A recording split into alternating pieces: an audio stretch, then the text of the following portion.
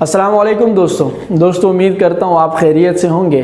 جیسا کہ آپ جانتے ہیں کہ گزشتہ کچھ مہینوں سے روس اور یوکرین کے درمیان کانفلکٹ چل رہا ہے۔ روس نے یوکرین پر حملہ بھی کر دیا ہے، لیکن کیا وجہ ہے کہ روس نے یوکرین پر حملہ کر دیا؟ ان دونوں کے اس کانفلکٹ کی تاریخ کیا ہے؟ روس کو نیٹو سے کیا مسئلہ ہے؟ اگر یوکرین نیٹو کا ممبر ملک بن جاتا ہے تو اس سے روس پر کیا اثرات مرتب ہوں گے؟ آخر کار روس چاہتا کیا ہے؟ روس کو یوکرین سے مسئلہ کیا ہے؟ آئیے آج کی اس ویڈیو میں مختصراً جاننے کی کوشش کرتے ہیں۔ Russia has warned that if Ukraine should join the NATO alliance, conflict will definitely escalate into World War III. Russian President Vladimir Putin just escalated his invasion of Ukraine. I think it is necessary to support the decision to partially mobilize citizens of Russian Federation. A partial military mobilization. Putin says Moscow will respond with all the means if Russia's territorial integrity is threatened.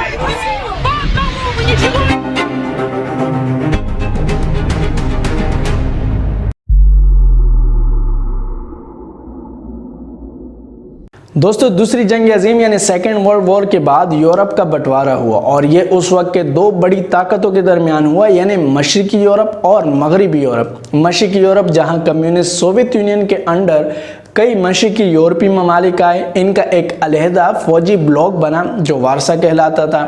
اس کے علاوہ مغربی یورپی ممالک جہاں France, Germany اور برطانیہ American camp میں آئے، ان کا ایک علیحدہ فوجی اتحاد بنا جو نیٹو کہلاتا ہے۔ یہ ایک قسم کا سوویت یونین اور امریکہ کے درمیان معاہدہ تھا کہ وہ دونوں فوجی بلاک ایک دوسرے کے معاملات میں دخل اندازی نہیں کریں گے۔ یوکرین بھی اس وقت سوویت یونین کا حصہ تھا، لیکن 1989 میں جب سوویت یونین کا خاتمہ ہوا تو کئی سینٹرل ایشیائی اور مشرقی یورپی ممالک سوویت یونین سے آزاد ہو کر ایک علیحدہ آزاد ریاست کے طور پر سامنے آئے۔ یوکرین بھی اسی طرح ایک ملک تھا جو کہ سوویت یونین کا خاتمہ ہونے کے بعد ایک علیحدہ آزاد ریاست کے طور پر سامنے آیا۔ سوویت یونین کا خاتمہ ہونے کے بعد امریکہ دنیا کی واحد سپر پاور بن گیا۔ اس کے بعد بھی روس اور امریکہ کے درمیان یہ مفاہمت رہی کہ امریکہ یا نیٹو کی فوجیں روس کے سرحد سے ملے مشرقی یورپی ممالک میں داخل نہیں ہوں گے، اور یوکرین بھی اسی طرح ایک ملک تھا جو کہ جن کا سرحد روس سے ملا ہوا ہے، اور روس کو ہمیشہ سے وہاں پر نیٹو کی فوجوں کا داخلہ منظور نہیں ہے، اور وہ ہمیشہ سے اس بات کا مخالف رہا ہے۔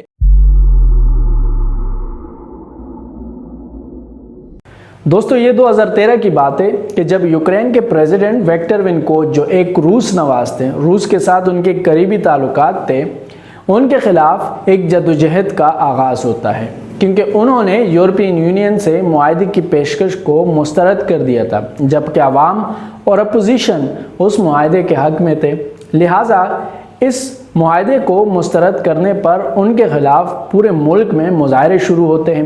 روس نے صدر اور عوام کے درمیان معاہدہ کرایا، لیکن بدقسمتی سے ایک سال بعد دوبارہ پریزیڈنٹ کے خلاف مظاہروں کا آغاز ہوتا ہے، اور روس ان مظاہروں کا الزام امریکہ اور نیٹو پر لگاتا ہے کہ وہ ان مظاہروں کے پیچھے ہیں اور عوام کو اکسا رہے ہیں، عوام کو بغاوت پر مجبور کر رہے ہیں۔ دوسری طرف روس نے سوویت یونین کے دور سے ہی یوکرین کے علاقے کریمیا کے اندر کئی روسی بولنے والے لوگوں کو بسایا تھا، وہاں پر ان کی کثیر تعداد تھی۔ لہٰذا 18 مارچ 2014 کو روس نے ایک ریفرینڈم کرایا، اور اس ریفرینڈم کے تحت انہوں نے امن کا پرچم لہراتے ہوئے یوکرین کے علاقے کریمیا پر قبضہ کر لیا۔ دوستو یہ وہی کریمیا کا علاقہ ہے کہ جس کے لیے 19ویں صدی میں سلطنت عثمانیہ، فرانس اور برطانیہ نے مشترکہ طور پر روس کے خلاف اس کریمیا کے علاقے پر قبضہ جمانے کے لیے جنگ لڑی تھی۔ نیٹو کے سربراہ اور یوکرین کے پریزیڈنٹ نے دسمبر 2021 کو ایک ملاقات کی۔ اس ملاقات کے بعد یوکرین کے پریزیڈنٹ نے یہ اعلان کیا کہ وہ جلد نیٹو کا ممبر بن جائے گا۔ لہٰذا اس اعلان کے بعد روس کو اس بات پر غصہ آیا، کیونکہ اگر یوکرین نیٹو کا ممبر بن جاتا ہے تو مغربی فوجیں روس کے مشرقی سرحد پر آ جائیں گی اور یہ روس کے گرد گھیرا تنگ ہو جائے گا۔ لہٰذا روس نے کئی بار یوکرین کو خبردار کیا کہ وہ اپنے فیصلے کو واپس لے، لیکن یوکرین کے پریزیڈنٹ اپنے فیصلے پر اٹل ہے اور وہ اپنا فیصلہ واپس نہیں لے رہے، جس کی وجہ سے روس نے آخرکار یہ فیصلہ کیا کہ وہ یوکرین پر حملہ کرے گا، اور انہوں نے ایسا ہی کیا کہ انہوں نے یوکرین پر حملہ کیا اور ان کے کئی علاقوں کو فتح بھی کر دیا، اور اس کی وجہ سے اب تک کافی نقصان بھی ہوا ہے دونوں ممالک کو، اور صرف ان دونوں ممالک کو نہیں بلکہ پوری دنیا پر اس کے اثرات نظر آ رہے ہیں۔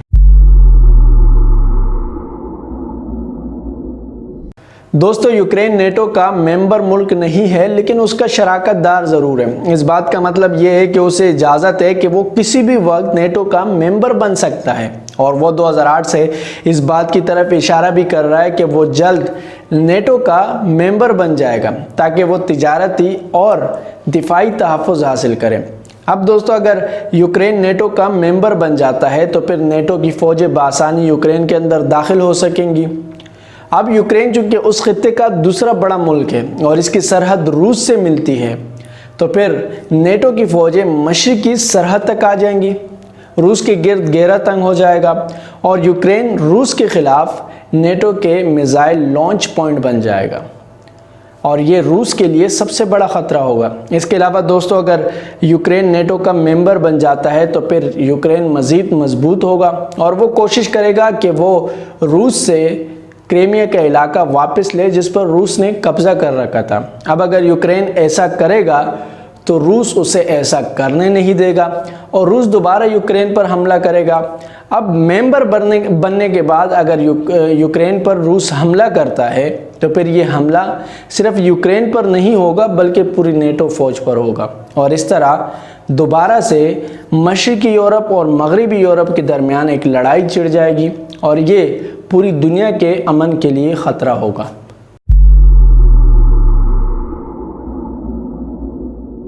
دوستو، روس نے مغربی ممالک اور یوکرین سے اس بات کی ضمانت طلب کی ہے کہ یوکرین 30 ممالک کے اتحاد نیٹو کا حصہ نہیں بنے گا بلکہ غیر جانبدار ریاست کے طور پر رہے گا۔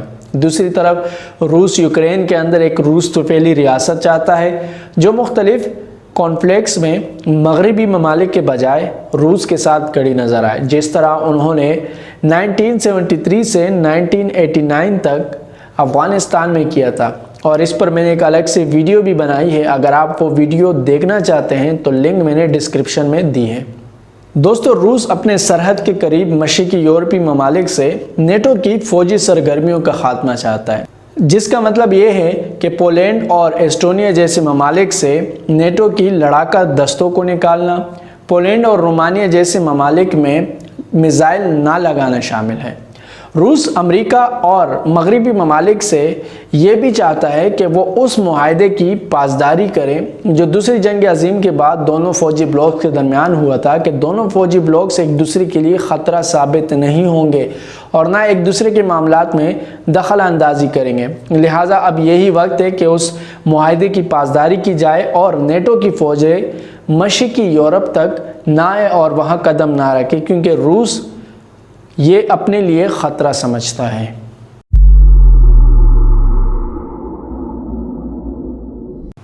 دوستوں، میں سمجھتا ہوں کہ کسی بھی ملک کو یہ حق حاصل نہیں کہ وہ کسی دوسرے ملک میں ایک خود مختار ملک پر حملہ کرے اور وہاں پر قبضہ کرنے کی کوشش کریں۔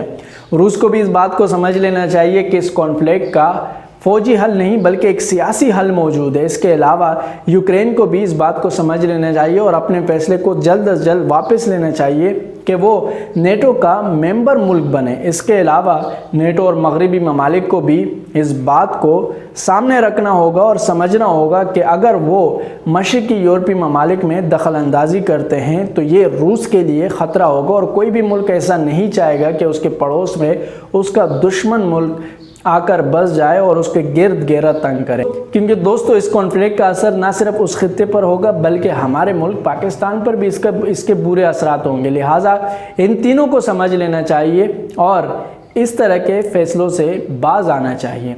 دوستو، امید کرتا ہوں آپ کو یہ ویڈیو اچھی لگی ہوگی۔ اگر آپ کو یہ ویڈیو پسند آئی ہے تو اس ویڈیو کو لائک کیجیے اور میرے YouTube چینل کو سبسکرائب کیجیے۔ Thank you so much.